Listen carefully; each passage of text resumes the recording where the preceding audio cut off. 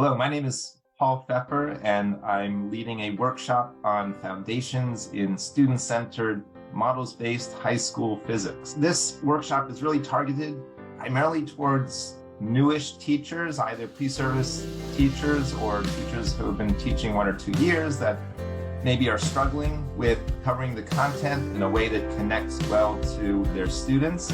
It's also good for teachers that have been teaching physics for a while, maybe in a more traditional manner, and are looking for a new way to present the material.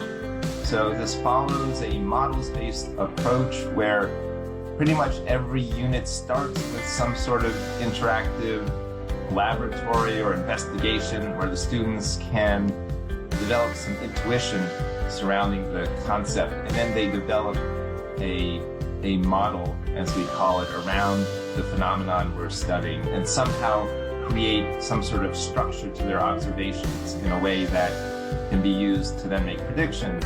And we develop the theory from that very concrete experience.